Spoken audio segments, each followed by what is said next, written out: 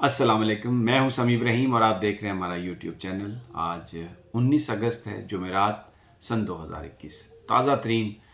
آپ کو دے رہے ہیں کہ کابل کے جو خبریں ہمارے پاس آئی ہیں۔ الحمدللہ جو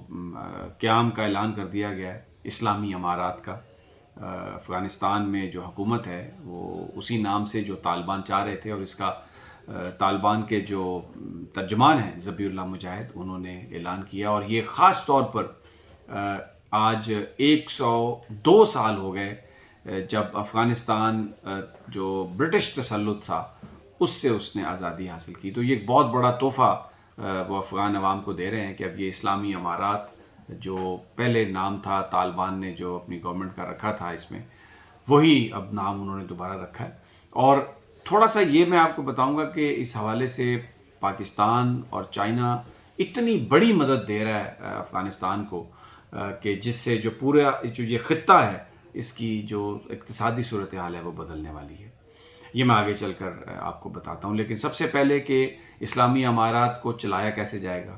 5-6 سوال تھے، ان کے جوابات افغانستان سے مل گئے ہیں۔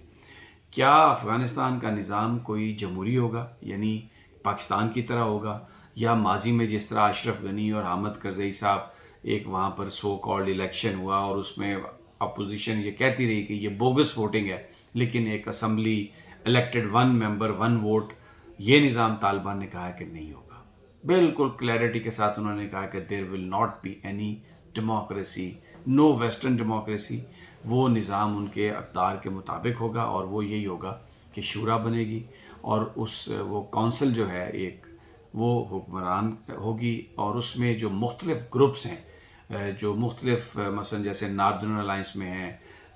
جو گروپس ہیں، طالبان کے جو گروپس ہیں، ان تمام کو نمائندگی دی جائے گی، ایک کونسل بنے گی، لیکن اس کے جو ہیڈ ہیں وہ ہوں گے ہیبت اللہ اخندزادہ جو طالبان کے رہنما ہیں۔ ان کی حیثیت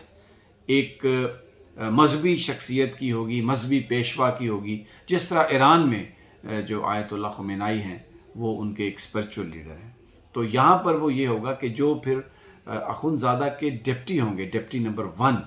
وہ افغانستان کے پریزیڈنٹ ہوں گے، جبکہ اخندزادہ جو ہیں وہ خود ریلیجیس فگر ہوں گے، اور پورے جو افغانستان ہے اس کے وہ معاملات دیکھیں گے۔ اور وہ جو پھر ان کے ڈپٹی ہوں گے وہ صدر بنیں گے، تو کابینہ میں مختلف لوگ لیے جائیں گے، جو مختلف قبائل ہیں ان کی نمائندگی لے کے جو تمام جو محکمے ہیں ان کی تقسیم کی جائے گی۔ ایک اور جو اس وقت بڑا جو ایشو ہے طالبان کے لیے، وہ ہے کہ جو طالبان کی فورس ہے وہ تقریباً 75,000 یعنی 75,000 ہے۔ تو افغانستان تو بہت بڑا ملک ہے، اس کے لیے فوج چاہیے، اور پھر وہ ٹرینڈ فوج چاہیے۔ تو جو افغان نیشنل آرمی کے پاس جو امریکن اسلحہ تھا وہ سارے کا سارا تو افغانستان کے پاس طالبان نے اس کو اکٹھا کرنا شروع کر دیا ہے، اور انہوں نے یہ بھی اعلان کیا ہے کہ ایک نیشنل فورس قائم کی جائے گی، اس میں جو طالبان کے سارے جو اپنے ممبران ہیں وہ بھی ہوں گے، لیکن اس کے ساتھ جو افغان نیشنل آرمی کے ٹرینڈ فوجی تھے ان کو بھی ویلکم کیا جائے گا، جو ولنگ ہیں واپس آ کر کام کرنے کے لیے ان کو فوج کا حصہ بنایا جائے گا۔ طالبان کے جو رہنما ہیں ان کا یہ کہنا ہے کہ بہت سارے جو فوجی تھے افغان نیشنل آرمی کے، ان کی ٹریننگ ترکی میں اور جرمنی میں ہوئی، تو ان سے استفادہ حاصل کرنا چاہتے ہیں، اور ایک جدید فوج جو ہے اس کو وہ کھڑا کرنا چاہتے ہیں۔ ایک اس میں پرابلم آ رہی ہے، اب جو امریکی آرٹلری ہے، جو امریکی اسلحہ ہے،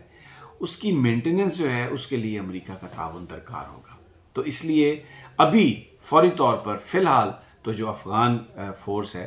اس کو وہ امریکہ کے اسلحے پر قائم کریں گے، لیکن آگے چل کر ڈیفینیٹلی اگر امریکہ کے ساتھ تعلقات نہیں بہتر ہوتے تو پھر وہ دوسری آپشنز، اس میں رشین اسلحہ بھی ہو سکتا ہے، اس میں چائنیز اسلحہ بھی ہو سکتا ہے۔ وہ جو ایک گیپ ہوگا اس کو پھر دیکھنا یہ ہے چائنا فل کرتا ہے یا رشیا فل کرتا ہے۔ ایک اس وقت جو سب سے بڑی پرابلم طالبان کو آ رہی ہے وہ یہ ہے کہ پائلٹس نہیں ہیں ان کے پاس، نہ ہیلی کاپٹر چلانے والے پائلٹ ہیں، نہ جو پلینز ہیں ان کو چلانے کے لیے پائلٹ ہیں۔ اس حوالے سے پاکستان نے یقین دلایا طالبان کو کہ جو ساری ٹریننگ ہے وہ پاکستان دینے کے لیے تیار ہے، لیکن اس میں ابھی تھوڑا توقف کیا ہے، اس میں تھوڑا ڈیلے ہے۔ پاکستان یہ چاہتا ہے کہ جب ایک گورنمنٹ کا پورا خد و خال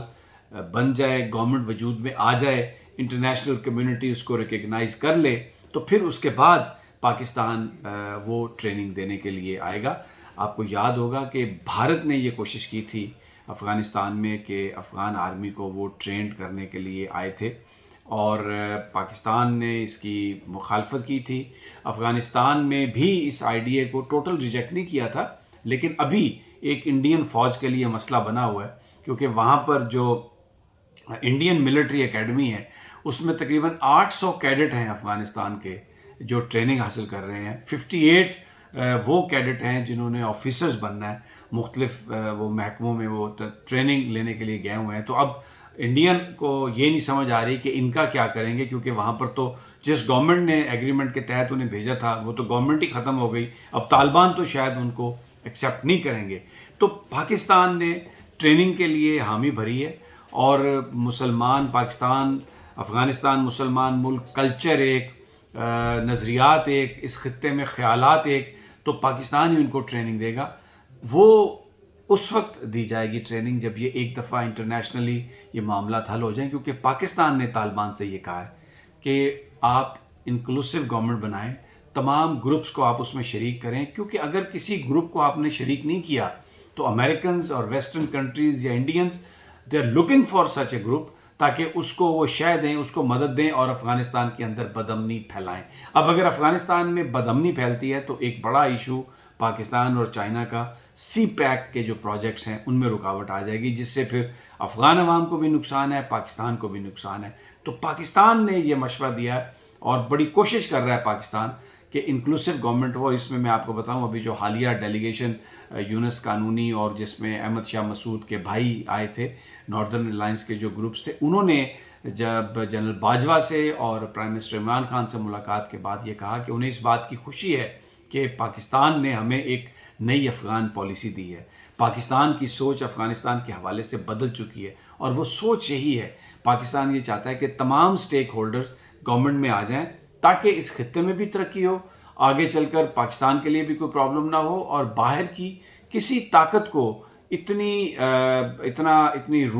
جگہ نہ مل سکے، کوئی موقع نہ مل سکے کہ وہ افغانستان میں بدامنی پھیلا سکیں۔ اب جو شاہ محمود قریشی صاحب دورے پر جا رہے ہیں ازبکستان، تاجکستان اور دوسرا جو ایک دو ممالک ہیں جو نیبرنگ ہیں، وہ جانے کی وجہ یہ ہے کہ افغانستان کے جو فوجی تھے افغان نیشنل آرمی کے، وہ بہت سارا سامان لے کے تو ازبکستان چلے گئے۔ مثال کے طور پر 24 جہاز ہیں فائٹر افغان ایئر فورس کے جو وہاں پر ہیں، اس کے علاوہ 18 ہیلی کاپٹرز ہیں جن کو وہ لے کے چلے گئے، پھر کچھ آرمڈ گاڑیاں ہیں جو تاجکستان بھی گئی ہیں۔